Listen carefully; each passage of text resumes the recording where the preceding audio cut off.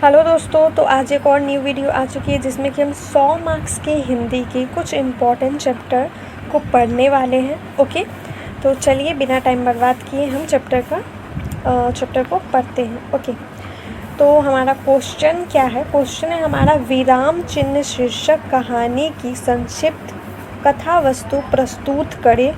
Okay, तो इसका उत्तर है, विराम चिन्ह प्रसाद जी की एक छोटी सी कहानी है जिसमें मुख्य पात्र दो है, एक फल बेचने वाली अछूत बुढ़िया तथा दूसरा उसका बेटा राधे।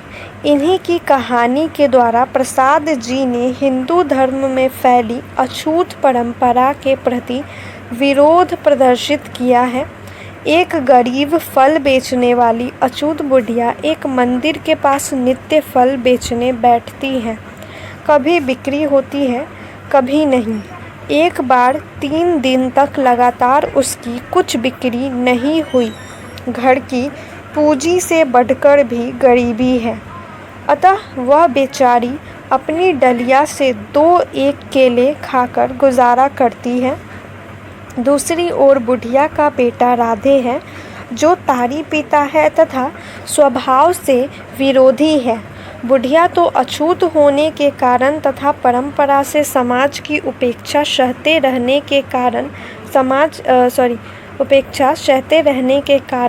समाज की उपेक्षा की अभ्यस्त हो गई है। वह अपने उस जीवन को ही स्वाभाविक रूप से स्वीकार करती है। उससे परे की कल्पना कामना वह नहीं करती है। उसके अंदर के संस्कारों की गहरी रेखाएं कहती है कि तुमने अच्छे कर्म नहीं किए, तुम्हें समाज में नीचे ही रहना है। तुम जिस परमात्मा पर विश्वास करती हो, जिसे श्रद्धा देती हो, उसके मंदिर में प्रवेश करने का अधिकार तुम्हें नहीं है। यही आवाज़ें, यही विश्वास बुढ़िया को संतुष्ट रखते हैं। वह यह सब ईश्वरीय देन समझकर स्वीकार करती है। वह यह जानने को जिज्ञासा नहीं रखती कि यह सब व्यवस्था सचमुच उस न्यायी प्रभु ने की है या उनके अंधे ठेकेदारों ने। वह तो उन पाखंडी पंडितों की भी श्रद्धा करती है, किंतु राधे नई पीढ़ी की जागृत चेतना का प्रतिनिधित्व करता है। उसको समाज की झूठे धार्मिकों की व्यवस्था मान्य नहीं है। वह अपनी माँ के समान सिर नहीं झुका सकता। 3 दिन माँ के फाका करने पर पूछता है, तूने भात बनाया? माँ कहती है, नहीं बेटा, आज 3 से पैसे नहीं मिले, चावल है नहीं।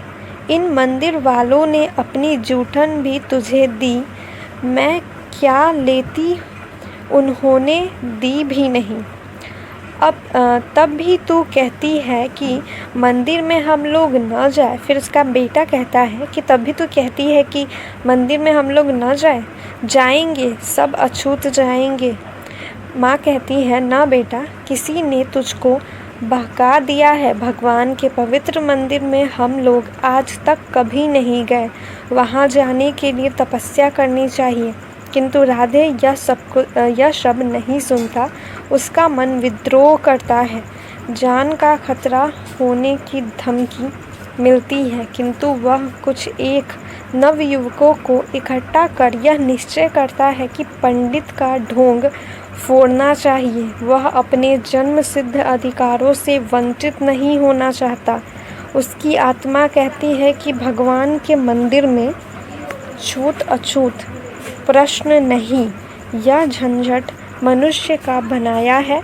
भगवान सबके हैं और इसलिए वह विद्रोह करता है। एक दिन निश्चय करता है कि वह सैकड़ों अछूतों के साथ मंदिर में प्रवेश करके बढ़ते हुए अन्याय को रोकेगा। राधे बहुत से अछूतों का नेता बनकर मंदिर के सामने पहुंचता है। मंदिर के आस्तिक भक्त भला यह कब मान सकते थे? वे भी विरोध करने के लिए तत्पर हो गए। दोनों दलों की मुठभेड़ हुई, खून खच्चर हुआ, किंतु विद्रोही राधे आगे बढ़ता ही गया। कुंज बिहारी ने, जिसके साथ राधे की बकझक हो चुकी थी, एक लाठी राधे के सिर पर ऐसी मारी कि वह वहीं गिर पड़ा। बहुत से लोग भाग गए, राधे के कुछ निकट के साथी रह गए। नेक्स्ट लाइन है हमारा, बुढ़िया ने बेटे का हाल सुना तो उसका बूढ़ा कलेजा भी विद्रोह कर उठा और वह अपने दुर्बल हाथों से राधे का शव मंदिर के अंदर लेने जाने को तत्पर हो गई। उसने कहा, राधे की लोथ मंदिर में जाएगी, और वह सचमुच शव को अंदर ले जाने लगी। कोई उसे रोक न सका, किंतु मंदिर की देहली पर वह रुक गई। उसकी आंखों से आंसू बहने लगे।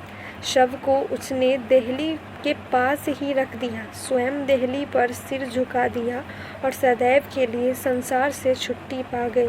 विद्रोही जहाँ खड़े थे वहीं खड़े रह गए। तो ये स्टोरी थी ओके, विराम चिन्ह, जो कि एक बहुत ही अच्छी स्टोरी थी। ओके, समाज में हो रहे हैं अछूत परंपराओं के विरोध ये स्टोरी है। ठीक है, तो आई होप आप लोगों को समझ आ गया होगा ये स्टोरी, आप लोगों को हेल्प मिलेगी। ओके, तो प्लीज़ मेरे चैनल को लाइक शेयर एंड सब्सक्राइब करना ना भूलें और मिलते हैं नेक्स्ट वीडियो में।